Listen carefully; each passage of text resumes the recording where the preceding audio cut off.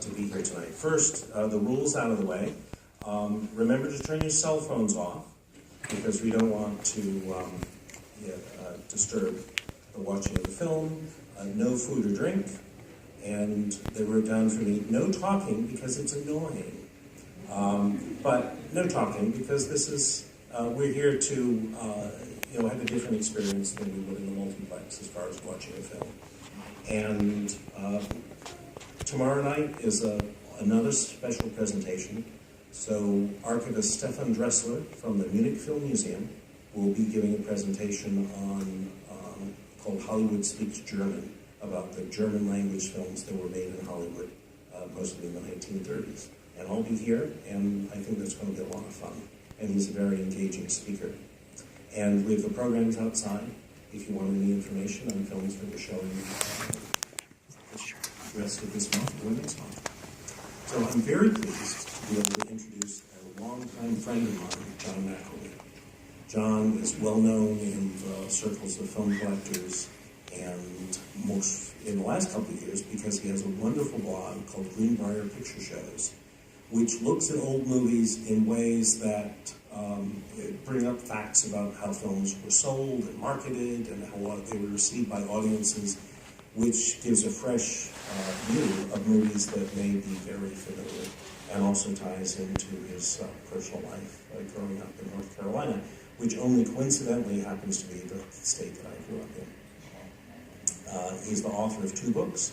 The first was on how movies were promoted, called Showman Sell It Hot, and the current movie, or the current book rather, which has to do with newspaper advertising and films from the silent era through the 1960s. So please join me in welcoming John McElwee.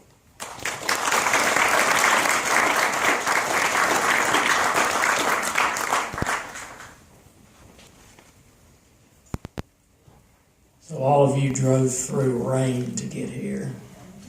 That's how bad you want to see White Zombie? Okay. Well, raise your hand then if you've seen it. Okay. How many love White Zombie?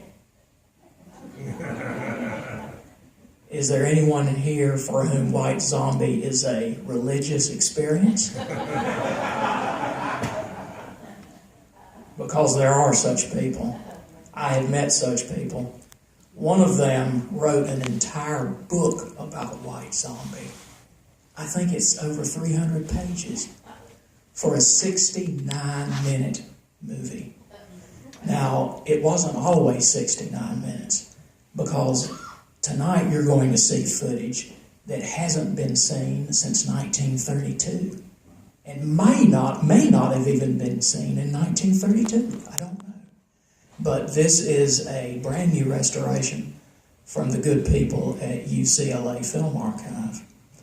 And I'm personally looking forward to seeing this film, which actually was very difficult to come by when I was growing up in North Carolina, because we didn't have it on television.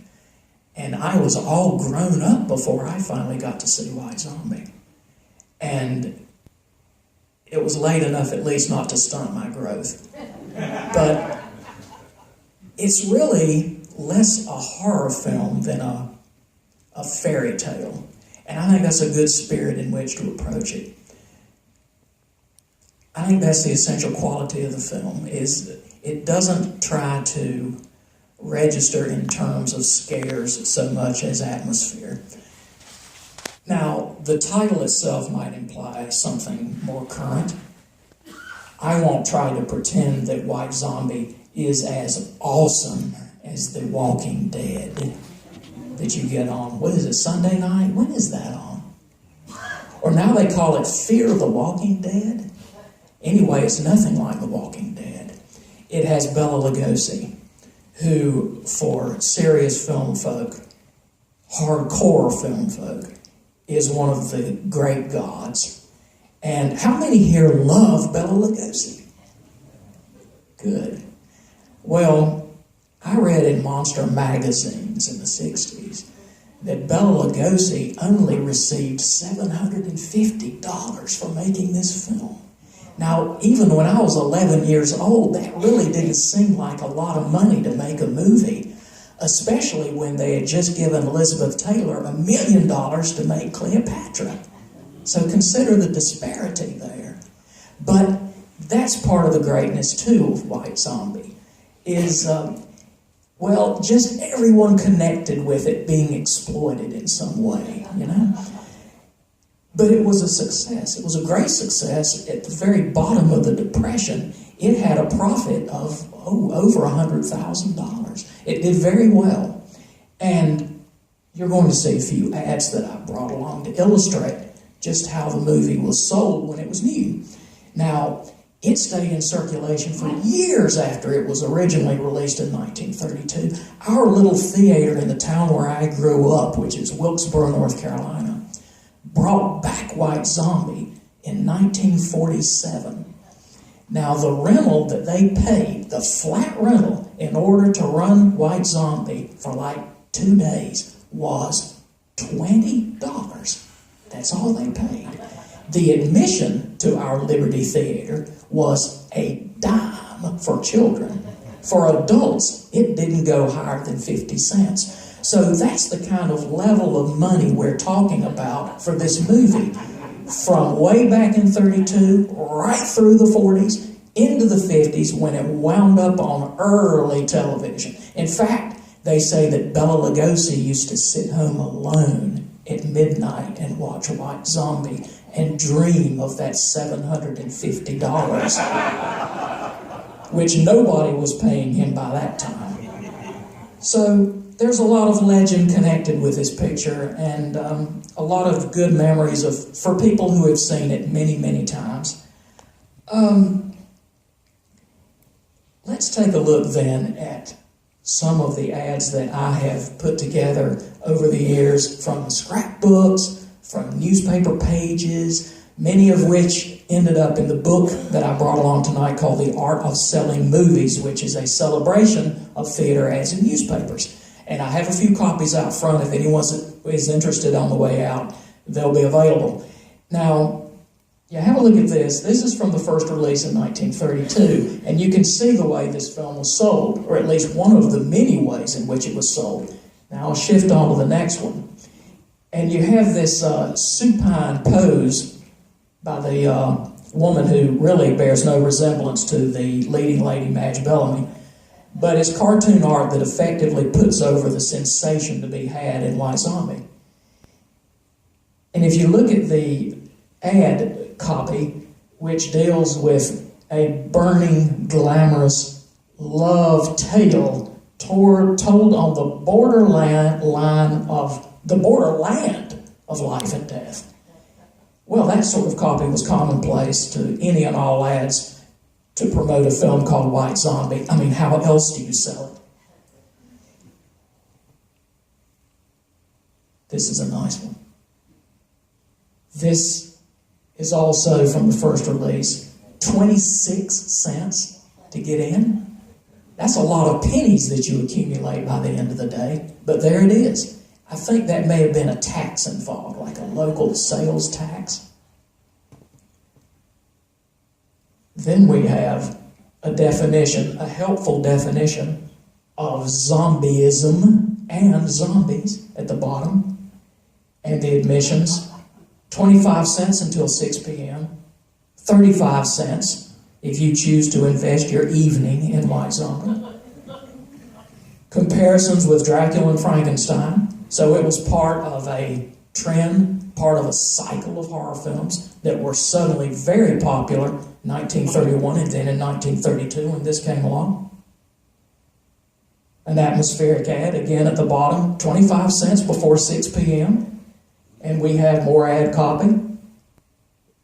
He brought her back to life and made her his slave. Okay, show starting at 11 a.m. So for a movie that lasted barely over an hour, that's a lot of runs through the day. You had, how many? 10, 11 opportunities to see White Zombie? Assuming there weren't too many shorts, which we have a short tonight, by the way, which I'll mention that in a moment. Okay, here's what would have greeted you at one of the first runs of White Zombie when it was new. This is the entrance to the theater.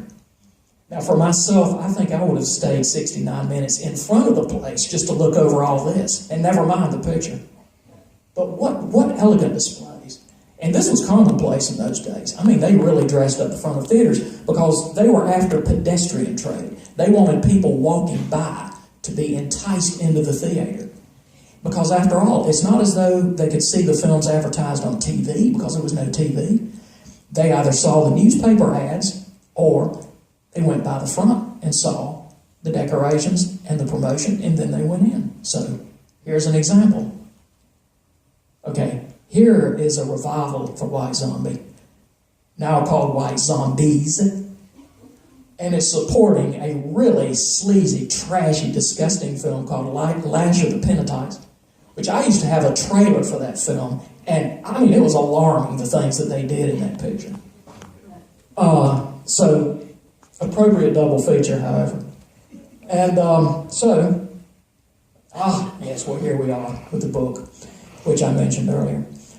Now, the short subject you'll see really shocked a lot of people when it came out the same year as White Zombie. It's called The Dentist with W.C. Fields. And, you know, W.C. Fields was really hot in like the 60s and 70s among college students and kind of a protest audience. Now I don't hear as much about Fields, but this film really it defines pre-code in terms of comedy, short comedies. This thing is about 20 minutes.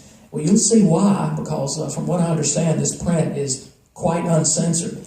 And I would add that this short was snipped in many situations where some of the gags were cut in order to avoid offending sensibilities. And there's even a little language in here that I remember surprised me when I was an 8mm collector and had my own print of The Dentist back in the 70s. So I think you'll enjoy the show. You'll be happy to know that you will be out of here within 90 minutes. I mean, the whole shebang is less than an hour and a half long. So have fun with this very splendid program that our friends here at Library of Congress had put together for us in this gorgeous theater, which I have never seen until tonight. Isn't this place great? Okay. Have fun.